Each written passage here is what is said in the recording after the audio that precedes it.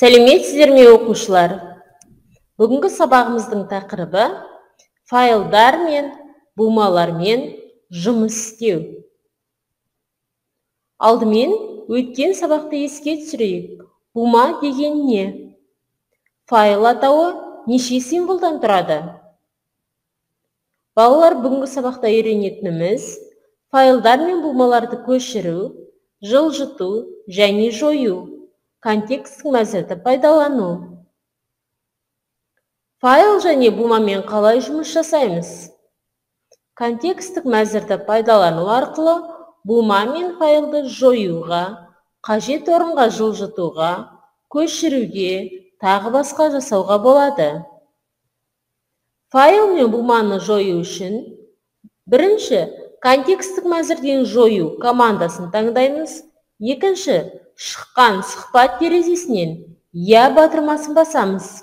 Үшінші, жойылған файл не бума себетке түседі. Файлдар мен бумаларды бір орыннан екінші орынға ауыстыру үшін бірінші, контексттік мәзірден қию командасын таңдаймыз. Екінші, қажетті орынға барып контексттік мәзірден қою командасын басамыз.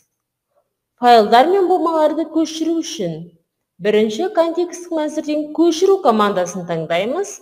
Екінші, қажетті орынға барып контексттік мәзірден қою командасын басамыз.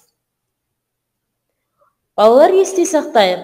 Жойылған файл немесе бума себетке түседі. Қажет болған жағдайда оны қалпына келтіруге болады. Білгенге маржан. Бір бумадағы файлдарды екінші бумаға көшіру үшін бірінші, екі буманы қатар ашамыз. Екінші, тінтуірдің сол жақ батырмасын басу арқылы файлды таңдаймыз. Үшінші, файлды ұстап тұрып, яғни босатпай, екінші терезеге сүйрейміз. Төртінші, тінтуірдің батырмасын жібереміз. Бесінші, егер барлық файлды көшіретін болсақ, перне тақтадан Ctrl+A үйлесімін басуға болады. Енді балалар, жұмыс дәптерімізді ашып, тапсырмалар орындаймыз. Ізденіп орында. Ақпараттарды керекті сөздермен толықтыр.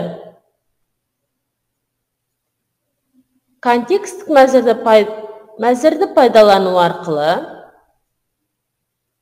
мен жоюға, қажет орынға ауыстыруға, көшіруге болады.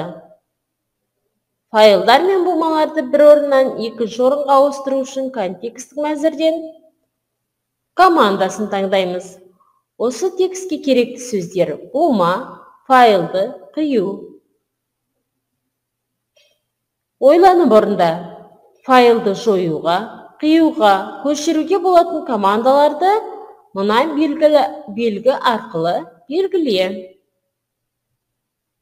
Сөзді тап, ребусты шеш, шыққан сөзбен сөйлем құрастырып жаз. Келесі тапсырма компьютермен жұмыс. Екі бума құр.